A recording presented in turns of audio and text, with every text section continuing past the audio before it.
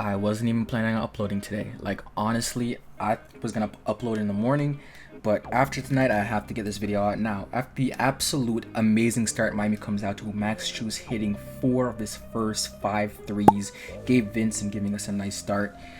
We get absolutely thrashed in 5 minutes in that second quarter, an absolute beat down, go down by 15 points.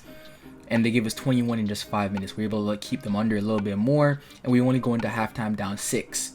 But second quarter, going to the fourth quarter down 8, and Miami puts on an absolute masterclass performance in that fourth quarter. Tonight, Denver shot and played pretty well, I would say. Honestly, 108 points today, out-rebounded us, shot 52% from the field, 39% from 3, and had more free throws than us this game. But the Miami Heat, again, winning this from the three-point line, making more threes than them, 17 of 35, another 45+% three-point shooting game this postseason. That's how they win, and just constant effort after effort, just making it hard on them. I thought this game was lost after Jokic decided to go on his back in that third quarter and just kept punching us in the mouth. But Miami kept fighting, got a couple offensive foul calls, turned the game around. Duncan had his heater. Let's get into all of that.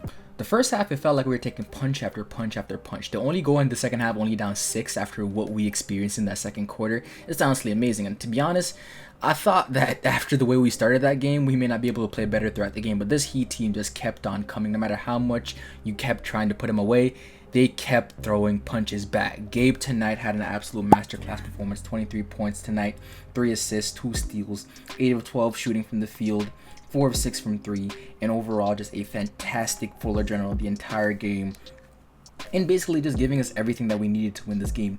Today, Kyle in that first half was absolutely awful. He was a large part of the reason why we were down by so much. But again, in that fourth quarter, PG Kyle came through, got a couple of threes, absolutely pushing the pace, keeping us under control, and overall getting us to the finish line here. Today, Coach Spo started Kevin Love for the size he brought, and again, that was a little bit better in the sense that it kept Jokic at bay as a playmaker, and it forced him to be more of a scorer. And the only time Denver's lost this year is when Jokic has been a scorer. Now, of course, the game is a little more nuanced than that. You can't let somebody that's good at scoring like Jokic, if when he drops 41 to say make him a scorer to win the game.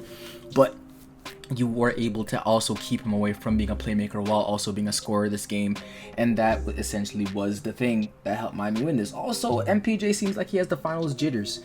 2 for 8 from the field, 1 for 6 from 3, after going 2 for 11 yesterday.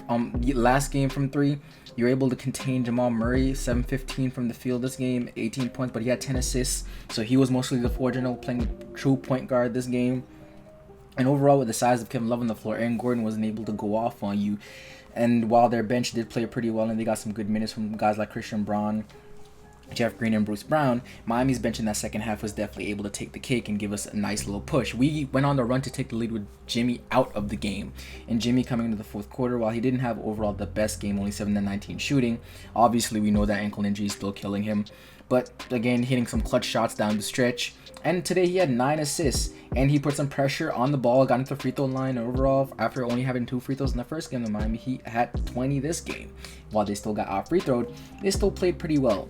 So while I think Denver did play, I guess, a little bit more lackadaisical, they had a way more miscues and missteps in the second half. I think Miami competed a little bit harder and played harder and forced them into a lot more mistakes than people would like to admit. Miami was constantly attacking them and forcing them into tough situations where Denver either had to foul or they were just making very, very bad reads. They weren't holding the ball well. They had too many turnovers tonight towards the Heat team.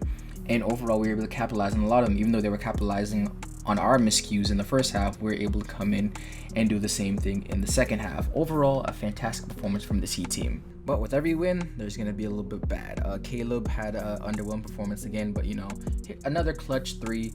Can't be too mad at him. We won the game. But for the love of God,